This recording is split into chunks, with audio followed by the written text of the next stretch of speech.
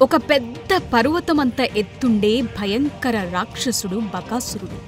మనుషులను, జంతువులను, క్రూరమృగాలను సైతం నల్లులను నలిపినట్టు నలిపి తినే రాక్షసుడు బకాసురుడు. అంతటి భయంకర రాక్షసుడు భీముడి చేతిలో ఎలా మరణించాడో ఇప్పుడు చూద్దాం.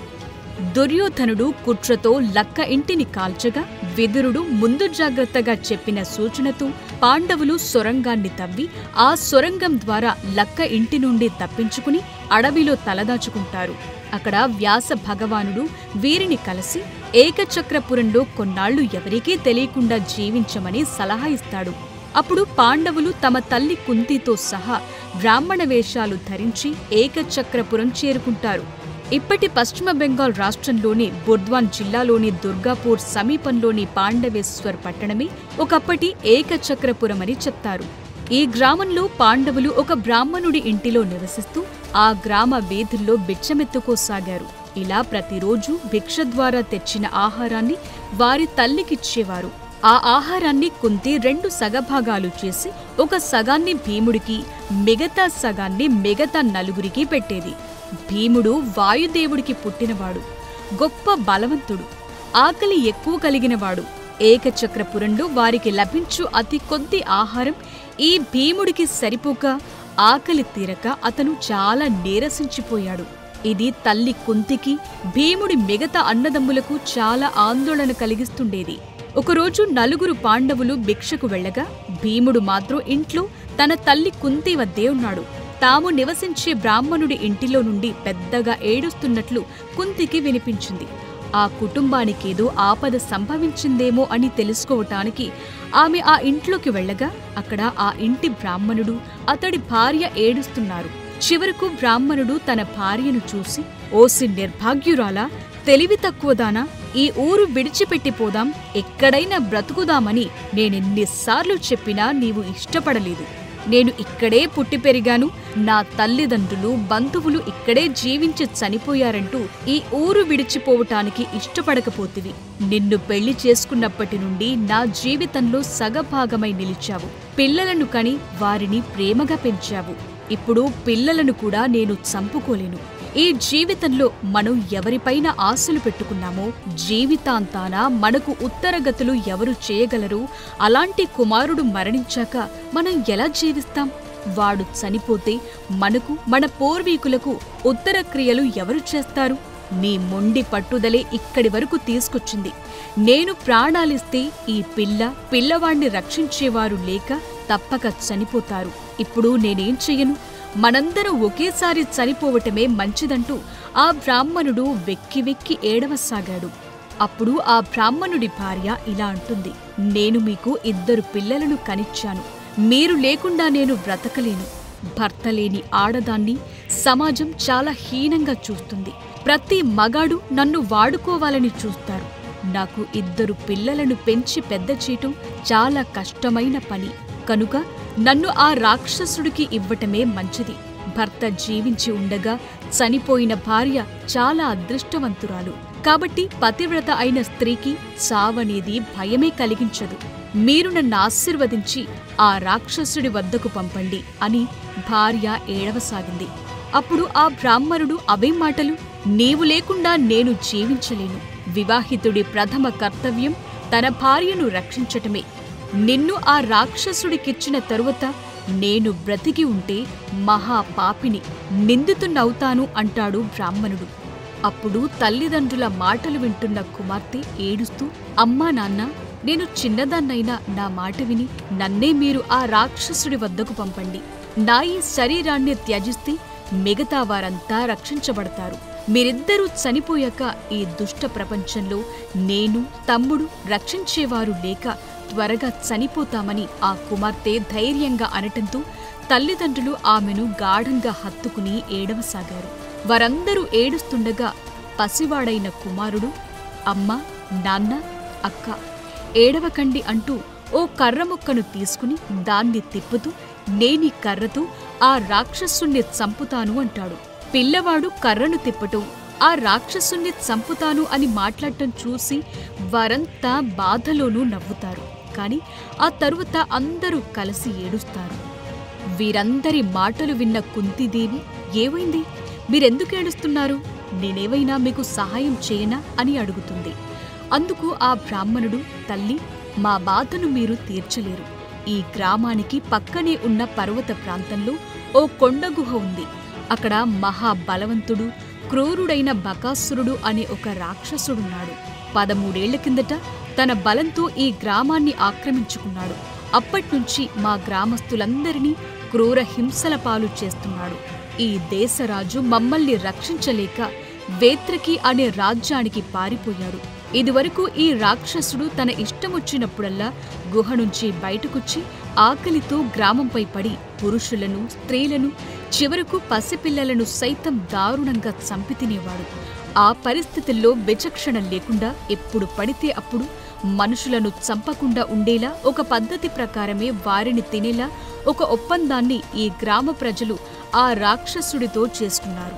ఆ ఒప్పందం ప్రకారం వారానికోసారి ఆ రాక్షసుడికి సరిపోయే మాంసం, అన్నం, పెరుగు, మద్యపానీయాలు మొత్తం 2 ఎడ్ల బండికి సరిపడా పదార్థాలను తీసుకొచ్చి నీకు అందచేస్తాం.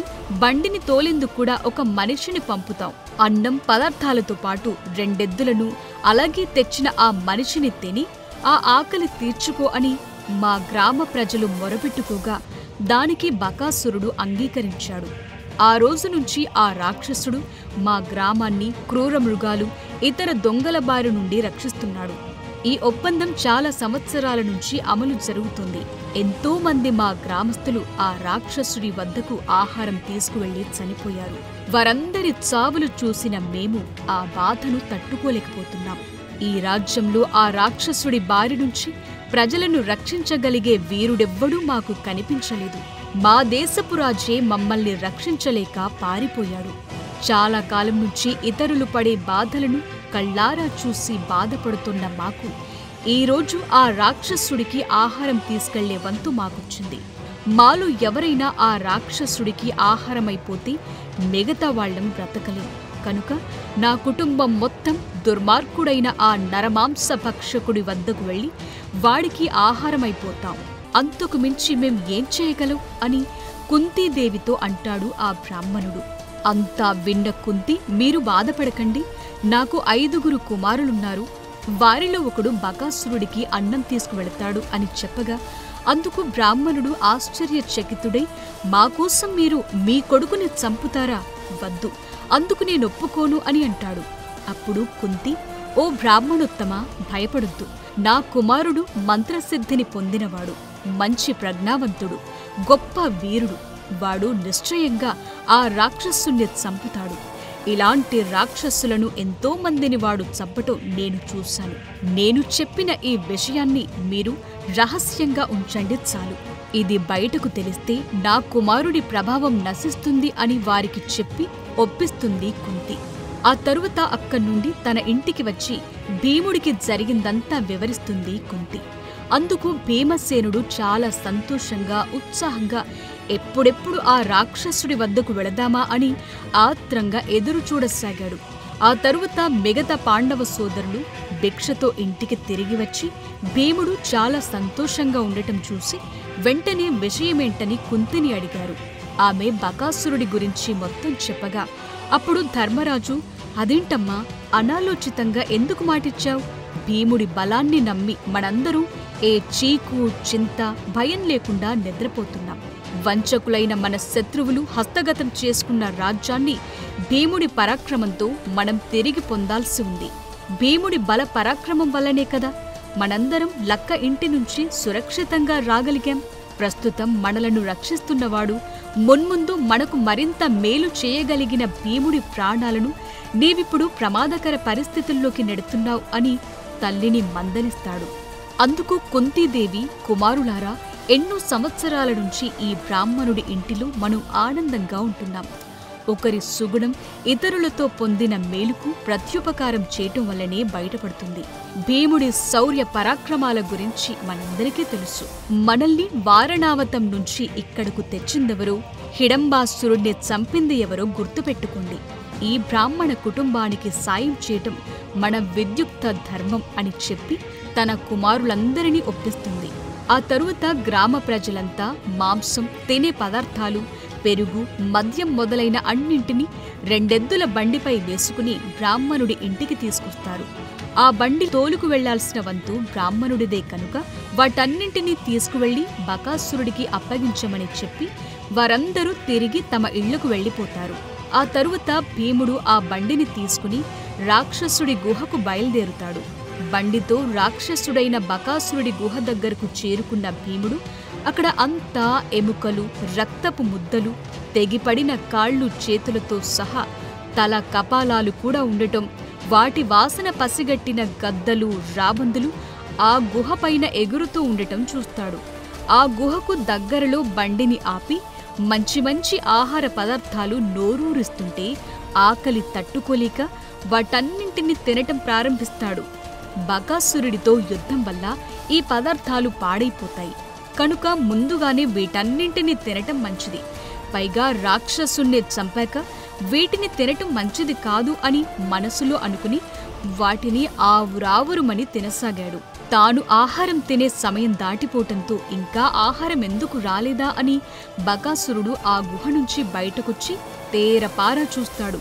గుహ ఎదురుగా ఉన్న స్థలంలో బండిని నిలిపి అందులోని ఆహారాన్ని తింటూ భీముడు కనిపిస్తాడు. అప్పుడు బకాసురుడికి కోపం తారాస్థాయికి చేరుకుంటుంది. అదే సమయంలో భీముడు కూడా ఆ రాక్షసుణ్ణి చూసి చేతనైతే తనతో యుద్ధం చెయ్యమని గట్టిగా అరుస్తాడు. ఆ బకాసురుడు భారీ కాయంతో, ఎర్ర రంగు జుట్టుతో, దట్టమైన గడ్డం, గుబురు మీసం, పెద్ద నోరును కలిగి భయంకరంగా ఉండి కోపంగా భీముడి వైపు పరిగెత్తుకుంటూ వస్తాడు. అయినా భీముడు నిర్లక్ష్యంగా నవ్వుకుంటూ రాక్షసుడి వైపు తన వీపు చూపుతూ నెమ్మదిగా ఆహారం తినసాగాడు. వేగంగా అక్కడకు చేరుకున్న బకాసురుడు భీముడి వీపుపై తన పిడికిలితో గుద్దుల వర్షం కురిపించసాగాడు. కాని భీముడు బకాసురుడి వైపు చూడకుండా ఆహారం తినసాగాడు. తను దారుణంగా గుద్దుతున్నా పట్టించుకోకుండా తన ఆహారాన్ని తింటున్న భీముడిపై పట్టరాని కోపంతో బకాసురుడు ఊగిపోయాడు. అక్కడే ఉన్న ఓ చెట్టును పెరికి భీముడిపై వేసినప్పటికీ అతడు వంక కనీసం చూడకుండా భీముడు ఆహారం తింటూ తన ఎడమ చేతితో ఆ చెట్టును పక్కకు నెట్టి అన్ని పాత్రల్లోని ఆహార పదార్థాలను ఖాళీ చేస్తాడు. తరువాత లేచి నిలబడి తన ఒళ్ళు విరుచుకుని బకాసురుడికి ఎదురు నిలిచి పోరాడతాడు. వీరిద్దరి మధ్య యుద్ధం భయంకరంగా జరగసాగింది. ఇద్దరూ ఒకరిపై ఒకరు పిడిగుద్దులు గుద్దుకున్నారు. అక్కడ ఉన్న బండరాళ్లను ఒకరిపై ఒకరు విసురుకున్నారు. చెట్లను విరిచేసి ఒకరినొకరు కొట్టుకున్నారు. ఇద్దరూ మహాబలవంతులు, సమఉజ్జీలు 2 పర్వతాల వలె భీకరంగా పోరాడసాగారు. ఇలా కొన్ని గంటల పాటు వారిద్దరి పోరాటం కొనసాగింది. భీముడు బకాసురుడితో చెలగాటమాడసాగాడు. ఆ రాక్షసుణ్ణి నేలమీద పడేసి తన కాళ్లతో దారుణంగా తన్ని మళ్లీ లేపి తన చేతులతో పిడిగుద్దులు గుద్దసాగాడు. భీముడి దెబ్బలకు తట్టుకోలేక బకాసురుడి ముఖమంతా పగిలి రక్తం కారుతూ క్రింద పడిపోతాడు. అయినా వాడిని వదలకుండా భీముడు బకాసురుడిపైన కూర్చుని వాడి శరీరంలోని ఒక్కో ఎముకను దారుణంగా విరిచేస్తాడు. దాంతో బకాసురుడు భయంకరంగా ఆర్తనాదం చేస్తూ రక్తం కక్కుకుని దారుణంగా చనిపోతాడు. ఆ తరువాత భీముడు బకాసురుడి కళేబరాన్ని ఏకచక్రపురం పొలిమేరల వరకు లాక్కుచ్చి అక్కడ పడేసి తన ఇంటికి తిరిగొచ్చి శుచిగా స్నానం చేసి బకాసురుణ్ణి చంపేసిన విషయం తన తల్లి కుంతీదేవికి పూసగుచ్చినట్టు చెప్తాడు. అందుకు సంతోషించిన కుంతీదేవి ఈ విషయాన్ని బ్రాహ్మణుడికి చెప్పి ఇక మీదట మీకు గాని మీ గ్రామస్తులకు గాని ఆ బకాసురుడి పీడ లేకుండా విరగడైందని చెప్తుంది.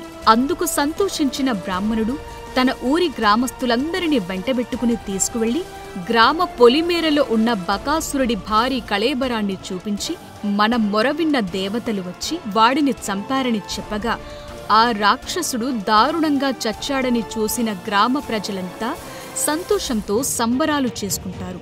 బకాసురుడికి కిర్మీరా అనే సోదరుడు కూడా ఉన్నాడు. ఆ రాక్షసుడు కూడా తరువాతి కాలంలో భీముడి చేతిలోనే చనిపోతాడు. వీడి గురించి ఇంకో వీడియోలో తెలుసుకుందాం. అయితే బకాసురుడి మరణానికి సంబంధించిన మరొక కథనం కూడా ప్రచారంలో ఉంది.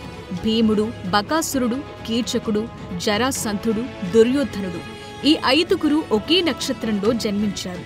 వీరి వీరి జాతకాల ప్రకారం వీరిలో ఎవరు ముందుగా మరొకరి చేతిలో హతమవుతారో మిగిలిన 3 కూడా వారి చేతిలోనే మరణిస్తారు. ఈ క్రమంగా ఏకచక్రపురంలో బకాసురుడు ముందుగా భీముని చేతిలో చనిపోతాడు. దీంతో మిగిలిన 3 కూడా భీముని చేతిలోనే మరణించవలసిన ఆవశ్యకత ఏర్పడింది. ఆ తరువాతి కాలంలో జరాసంధుడు, కీచకుడు, దుర్యోధనుడు కూడా భీముడి చేతిలోనే చనిపోతారు. ఇదంతా వారి విధి. విధిరాతను మార్చడం ఆ విధాత వల్ల కూడా కాదు.